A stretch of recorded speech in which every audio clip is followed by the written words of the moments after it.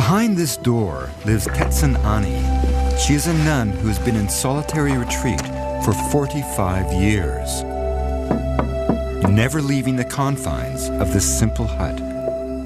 She has distilled her entire religious practice to 3 simple mantras, prayers for the welfare of all sentient beings, recited again and again through every hour of her waking day. Now here is this woman, by all accounts, an extraordinarily beautiful young woman, devoted to the Dharma, who suddenly was kind of besieged by a suitor, a wealthy merchant who had the power to really demand betrothal.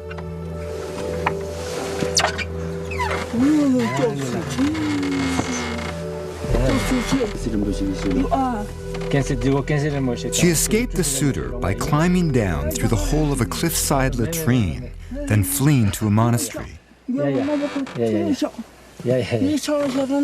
And she was a legend in the region. Every Sherpa who marched toward Everest would go toward her retreat and pay homage to her. But no one had ever seen her. She had never been photographed. She had never certainly been interviewed or talked to. She has not been totally without human contact. She receives food twice a day, and Sherab treats her medically. And I will never forget in my life that moment when that wooden door creaked open. And what did we find? We found, in fact, an incredibly ebullient, talkative, friendly, kind. Her first gesture was to give us cookies. And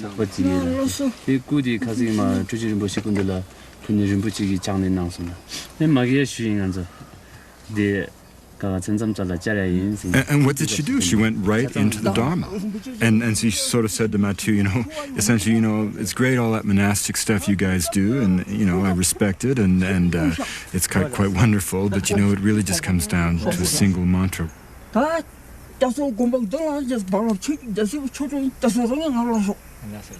She deeply prays for all sentient beings to be free from all sufferings, outer inner sufferings, and so from her heart she dedicates the merit as she recites the Om Mani Padme Hum, the mantra of Avalokiteshvara.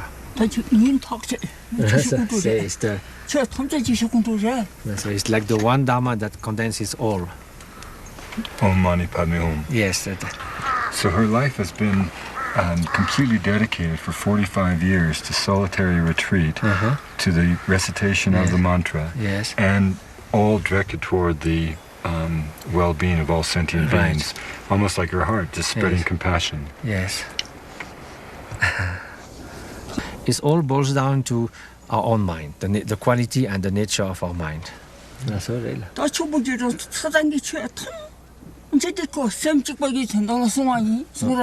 So whatever the Buddha has taught, all the many aspects of his teaching, they were all meant to understand the nature of mind. So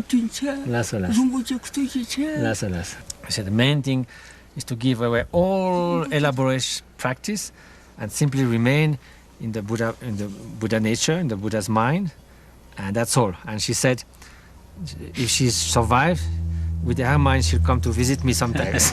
So I told her I'll prepare a nice cup of tea.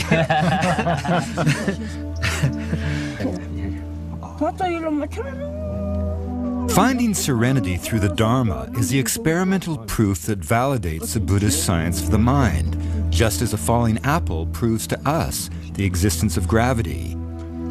It may be hard to understand what this means, but it exists for the Tibetans.